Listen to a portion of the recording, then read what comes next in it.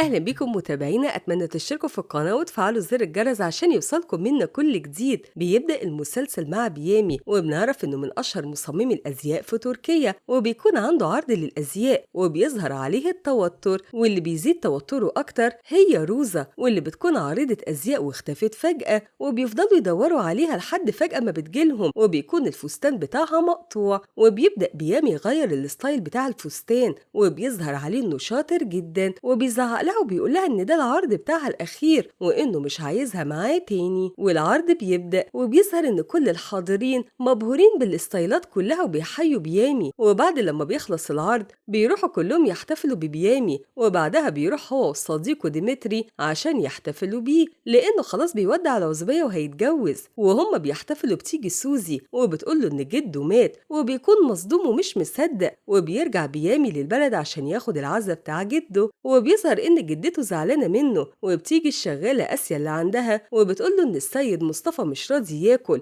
وزعلان جدا، فجدة بيامي بتقول له يروح له عشان يشوفه لانه ما شافوش من مده كبيره. ولما بيامي بيروح له بنعرف ان مصطفى ده يبقى باباه، وان بيامي من وهو صغير بيتبرى منه عشان صحابه في المدرسه كانوا بيعايروه لان باباه مريض، ولما باباه بيشوفه بيجري عليه وبيحضنه على طول، بس بيظهر على بيامي ان هو مش بيحب باباه ومش طايقه خالص، وبيفضل يحاول بكل الطرق يبعد باباه عنه. وبيامي لما بيشوف صورة جده بيفتكر لما كان صغير وراح له وقال له انه مش بيحب باباه ومش عايز يعيش معاه بسبب التنمر اللي بيحصل له من اصحابه، وبيقول لجده وبيفضل يترجاه انه يخليه يسافر ويبعد عن باباه لانه مش عاوز يعيش معاه، وجده بيوافق. وجدته بتشوف بيامي وبتقوله ان جده كان بيحبه، وبتقوله ان بعد موت جده ما بقاش ينفعوا يعيشوا في القرية وهيروحوا يعيشوا معاه في اسطنبول. واول ما بيامي بيسمع كلامها بيكون مخضوض لانه هو الصغير خلى جده يسافروا اسطنبول عشان يبعد عن باباه، بس ما قدرش يقول لجدته حاجة، وطبعا بيكون مضطر انه يوافق. وهو راجع لاسطنبول بيفضل يتفرج على باباه وحركاته الطفولية ومش بيكون طايق باباه نهائي، وبتجيله سوزي وبيظهر ان هي عارفة كل حاجة عن بيامي وبتقوله انها بتدور على حد عشان يراعي باباه. وبيرجع لشغله وبيظهر عليه انه محترف جدا في الشغل لدرجة انه بيتخيل التصميم قبل ما يرسمه. وفي الوقت ده بتجيله ليا وبتقوله ان ديمتري عامل مشكلة وعايزه ضروري، ولما بيروح له بيكون عامل مشكلة بسبب ان البدلة بتاعته طلعت صغيرة عليه، لحد ما بيجي بيامي وبيفضل يهديه وبيفضل يظبط له البدلة بتاعته. ولان بيامي الشاطر بياخد قياسات ديمتري بالنظر، بس ديمتري بيكون متعصب وبيخليه يجيله وياخد المقاسات بتاعته، وبتطلع هي نفس المقاسات اللي قاله عليها بيامي. وبنعرف انه شاطر جدا وبيحب مجاله، وبنعرف ان دي بدلة الفرح بتاعة ديمتري. وفي الوقت ده مامة ديمتري بتيجي وبتقول لبيامي انها عايزاه يعمل للعروسة الفستان بتاعها، ولما بيسمعها ديمتري بيرفض كلامها وبيقول لها انه مش عاوز حد يشوفها، لكن مامته بتزعق له وبتقول له ان بيامي شاطر جدا وان مفيش حد هيعرف يعمل الفستان ده احسن منه. وبيظهر على ديمتري ان هو خايف من بيامي فبيضطر انه يوافق، بس بيقول له ان هو واثق في مهاراته عشان كده هيخليه يعمل الفستان بس بشرط وهو مغمض عينيه.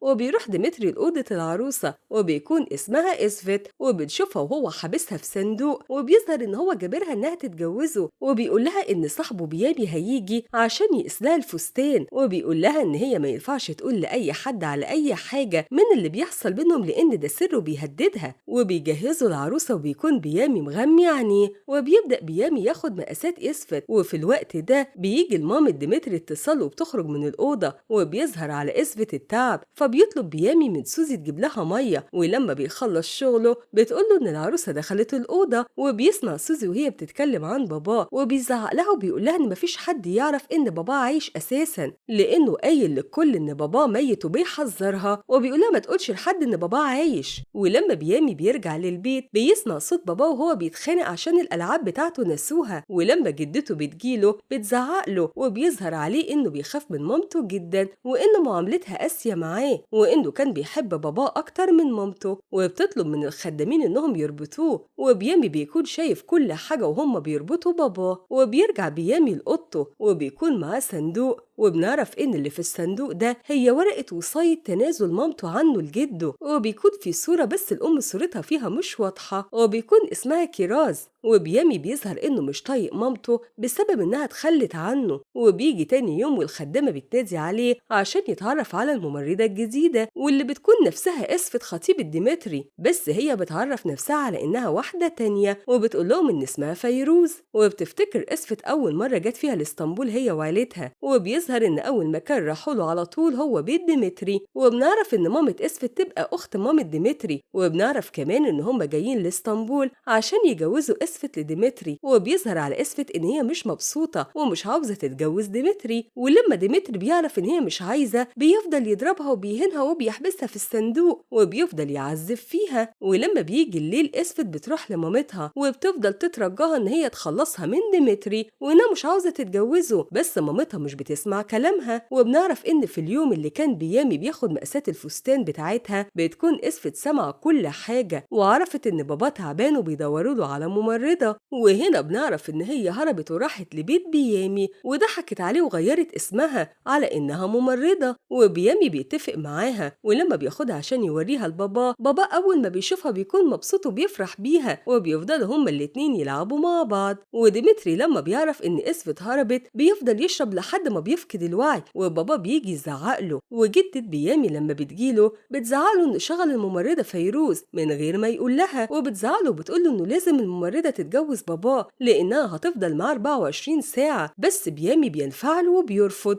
وفي الوقت ده الخدامة بتيجي لبيامي وبتقوله إن بابا عامل مشاكل، ولما بيطلع له بيلاقي اسفة بتقول لهم إن المفروض يفكوا السلاسل اللي بابا مربوط بيها لأنه كده بيخلي شخصيته قاسية وعدوانية، وإنهم لما يفكوا السلاسل هيرجع زي الأول. فبيامي بيوافق على كلامها وبيطلب منهم إنهم يفكوا له السلاسل. واسفة بتاخد بابا بيامي وبيفضلوا يلعبوا في الجنينة، وبتفتكر لما كانت صغيرة وكانت في دار أيتام وكانت المشرفة بتاعة الدار بتزعلها وبتقول لها إنه مستحيل حد يجي ويتبناها. وهنا بنعرف إن اسفة مش بنت خالد ديمتري ولا حتى قريبته، وإن هما متبنيينها. والخدامة بتقطع ذكريات اسفة وبتاخدها وبتبدأ تفرجها على البيت وبتعرفها فيه كل حاجة، وبتقول لها إن بيامي مش بيحب الضوضاء نهائي. وفي الوقت ده جدة بيامي بتيجي لاسفة وبتقول لها إنها لازم تتجوز مصطفى بابا بيامي، واسفة بتكون مصدومة ومش عارفة تقول إيه وبتفضل ساكتة. ولما بترجع لأوضتها بتفتكر إن عيلتها الحالية جت اتبنتها وكانوا متبنيينها عشان تراعي ابنهم المريض، وقالوا لها لو هي رفضت أو جابت سيرة لأي شخص هيرجعوها تاني للدار وتتعذب فيه. وبتكون قاعدة في أوضتها ومحتارة ومش عارفة توافق ولا ترفض. وتاني يوم بيامي بيروح لديمتري عشان يديله البدلة بتاعة الفرح، بس بيعرف إن العروسة بتاعته هربت. ولما بيطلع لديمتري بيفضل يترجى بيامي إنه يساعده يلاقي خطيبته، وبيقول له إنه بيحبها بجنون وما يقدرش يستغنى عنها. ولما بيامي بيرجع للبيت بيدخل المشغل بتاعه، بس اسفة بتجيله وبتقوله إنها مش موافقة تتجوز باباه. فبيستغرب بيامي من كلامها، فبتقوله على كل حاجة وبتقوله إن جدته طلبت منها إنها تتجوز باباه. فبيرد عليها بيامي وبيقول لها إن مستحيل حد يجبرها على حاجة هي مش عايزاها، وبيطلب منها تنسى كلام جدته نهائي. فبتوافق، ولما بتيجي تمشي بيطلب منها إنها تقيس الفستان اللي هو لسه مفصله. فبتوافق اسفة، ولما بتدخل المكان اللي هتقيس فيه بتلاقي الفستان بتاعها قصادها وبتكون متوترة. ولما بتخرج بيبدأ بيامي يظبط الفستان عليها، فبتجيلها نفس الحالة اللي جات لها وبيامي بياخد تفاصيل الفستان، وده اللي بيخلي بيامي يشك فيها. لكن بيجي مصطفى بابا بيامي وبتعرف تتهرب من بيامي وبتاخد بابا مصطفى وبيطلعوا للأوضة. وبيجي تاني يوم وبابا ومامة ديمتري بيكونوا خايفين من هروب اسفة، وبيظهر انهم مخبيين سر كبير وخايفين ان اسفة تكشفهم. وبيروح بيامي لديمتري وديمتري بيعزم بيامي على العشاء، بس بيامي بيرفض وبيقول له ان هو مش هينفع يخرج علشان جدته. فبيقول له خلاص هنيجي نتعشى عندك. وبيامي بيكون مصدوم ومش عارف يقول لهم ايه لانه مش عاوز اي حد يكتشف سر باباه، لكن مش بيكون قدامه اي حل تاني وبيضطر انه يوافق. وبيجي الليل وبيامي بيروح لاسفة وبيقول لها ما تخرجش باباه نهائي وما تخلوش يعمل اي صوت لان عندهم ضيوف مهمة وهم عيلة ديمتري. واول لما اسفة بتسمع بتكون خايفة ومتوترة ليكشف سرها. ولما بيجي الليل بيكون الكل متجمعين على عشاء، واسفة بتنزل عشان تسمعهم وبتسمع جدة بيامي وهي بتسأل ديمتري على خطيبته. فبيقول لها ان هي هربت بس اكيد هيلاقيها، ولو ما لقاهاش عيلتها كلها هتتدمر وتفلس.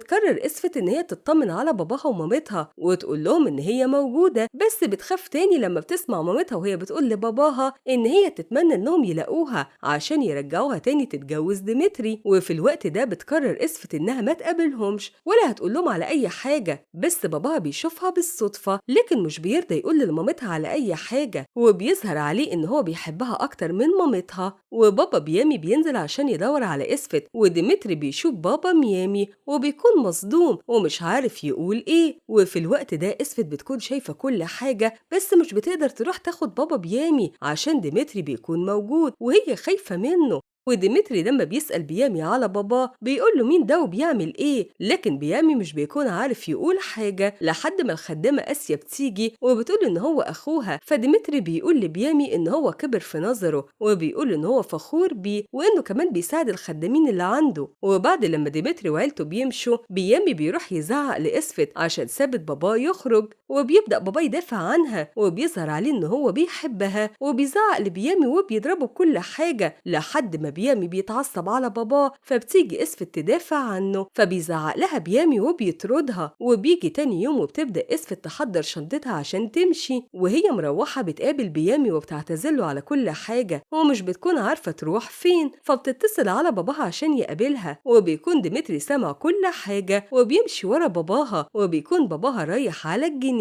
وأول لما اسفت بتشوف ديمتري بتهرب منه بس بيعرف يمسكها هو والرجالة بتاعته لحد ما بتلاقي السينما وبتدخل فيها، وبذكائها بتعرف تهرب من ديمتري ورجالته وبترجع على بيت بيامي وبتقول لجدة بيامي ان هي موافقة انها تتجوز بابا بيامي. وجدة بيامي اول لما بتسمع كده بتكون مبسوطة وبتوافق انها تجوزها فورا ليه. وبيكون بيامي مش موجود ومش عارف اي حاجة لسه. وبنروح لديمتري وهو في البيت ومتعصب وزهقان ومش طايق حد وبيبدأ يضرب بابا اسفت، بس بابا بيضربه وبيطرده بره البيت. وتاني يوم جدة بيامي بتجيله وبتقوله ان هي رجعت فيروز تاني اللي هي اسفت. وديمتري بيروح لبيامي وبيفضل يحكي له على كل حاجة وبيعيط، فبيامي بيقول له ان هو معاه على طول لو محتاج اي حاجة. وبابا ومامة ديمتري بيفتكروا هم الصغيرين لما كان معاهم طفلة صغيرة وادوها اسورة وسابوها على باب دار الايتام. وفي نفس الوقت ده سوزي بيتصلوا عليها من دار الرعاية وبيقولوا لها انهم هيتأخروا شوية في انهم يجيبوا لها ممرضة، فبتستغرب. وبابا بيامي بيروح لاسفت وبيصحيها من النوم وبيجبرها تصحى عشان تلعب معاه وبتفضل تهديه، بس الاسوره بتاعتها بتقع منها على الارض، بس ما بيسمعش كلامها وبيروح للاوضه بتاعه الشغل بتاعه بيامي وبيفضل يلعب فيها. وبالصدفه اسفت بتشوف الصندوق اللي فيه الصوره بتاعه بابا وماما بيامي، وبابا بيامي بيخلي اسفت تقيس الفستان، وفي الاول بتكون رافضه لكن بتضطر توافق علشان يهدى. وفي الوقت ده بيامي بيرجع للبيت وديمتري بيروح له عشان بيكون عايزه ضروري. وبيامي لما بيرجع الاوضه بتاعته وبيشوف اسفت بيتاكد ان هي خطيبة ديمتري وبيكون مصدوم ومش عارف يقول ايه وبيزعق لها، فبتقول له ان هي ما كانش قدامها مكان تاني تروح له غيره، وبتقول ان هي مش بتحب ديمتري وان هي هربت منه عشان بيعذبها. وفي نفس الوقت ده بيسمع بيامي صوت ديمتري فبيضطر ان هو يروح له، وسوزي بتجيله وبتقول له ان الممرضة الجديدة خدعتهم، بس ديمتري بيسمع كل حاجة وبيقول لسوزي مستحيل بيامي يقدر حد يخدعه وانه عاوز يشوف البنت اللي خدعته دي. بس جدة بيامي بتجيله وبيسلم عليها وبالصدفة بيشوف الاسورة بتاعت اسفت وبيكون خايف ومش عارف يقول لديمتري ايه، فبيقول له ان الفستان بتاع اسفت عنده واكيد كانت الاسورة دي موجودة في الفستان عشان كده هي وقعت على الارض. فبيطلب ديمتري ان هو يشوف الفستان بتاع اسفت، وبيامي بيحاول بكل الطرق انه ما يخليهوش يشوف الفستان، بس ديمتري مش بيوافق. ولما بيروحوا بابا بيامي واسفت بيستخبوا وبتكون خايفة ان ديمتري يشوفها، وفي نفس الوقت بيامي بيكون خايف ان ديمتري يعرف حقيقة باباه. وسوزي بتروح لاسفت وبتزعق لها وبتقول لها ان هي عرفت عنها كل حاجة، بس جدة بيامي بتيجي لاسفت وبتقول لها تخرج بابا بيامي للجنينة. واسفت مش بتلاقي الاسورة بتاعتها وبتفضل تدور عليها في البيت كله لكن مش بتلاقيها. وبيامي لما بيروح الشغل سوزي بتجيله وبتقول له ان فيروز نصابة، فبيزعق لها وبيطردها وبيكون متوتر ومش عارف يركز في حاجة وبيفتكر كلام جده وهو بيقول له ان يكون عنده حكمة في اختيار المواقف. وبيجي الليل وبيرجع بيامي للبيت واسفت بتكون مستنياه وبتعتذر بيحكي له على كل حاجة عملتها، وبيقول لها إن هو هيرجعها لديمتري، بس هي بتفضل تترجاه وبتقول له إن ديمتري بيعذبها وهي مش عاوزة تتجوزه. فبيوافق إن هو مش هيقول لديمتري على أي حاجة، بس بشرط إنها تخرج من البيت وما ترجعش تاني. فبتوافق وبتطلب منه يديها مهلة بسيطة على ما تلاقي بيت تاني غير ده. بس بيامي بيقولها إن هو هيسفرها لندن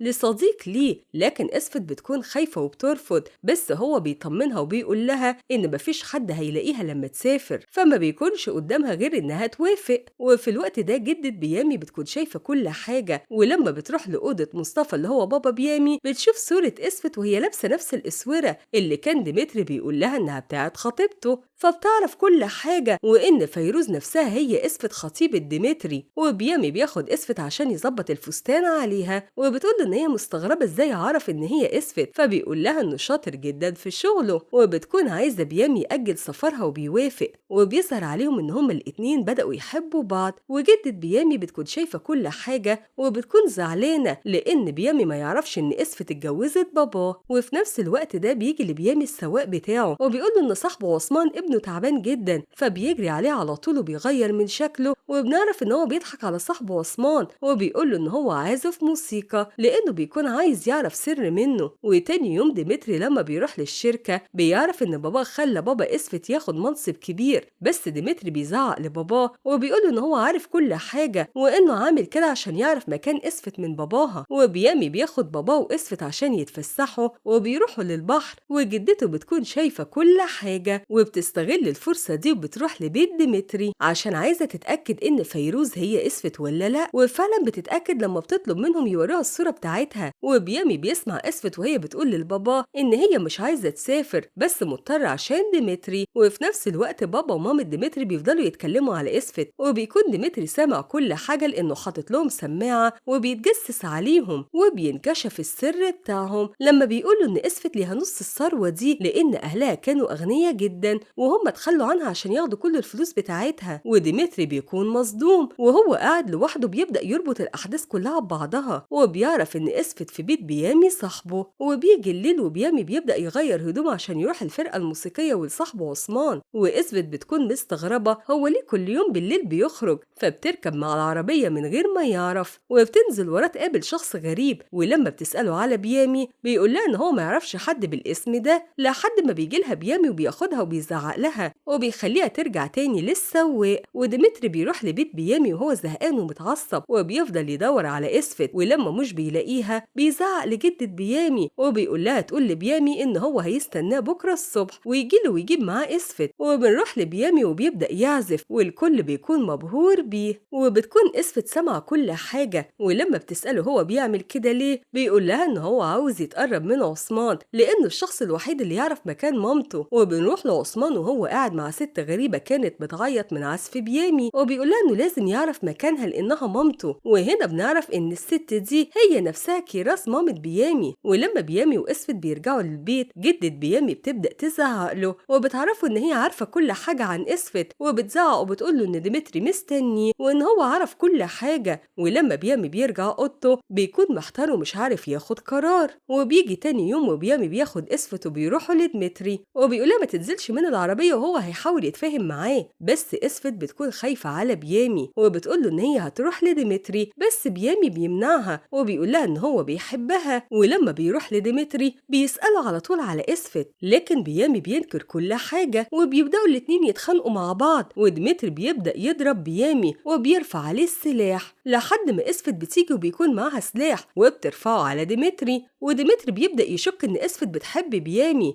بس مش بترضى ترد عليه، واسفت بتيجي تضرب ديمتري بتيجي الرصاصة في بيامي، وديمتري بيكون مصدوم وخايف على بيامي وبيظهر قد إيه إنه بيحبه وبيفضل ينادي على حد يجي عشان ينقذه. واسفت بتكون مصدومة إن هي قتلت أكتر شخص حبته وكان بيحاول ينقذها من الورطة اللي هي فيها. وبكده بيخلص الجزء الأول من مسلسلنا، استنونا في الجزء الثاني. سلام.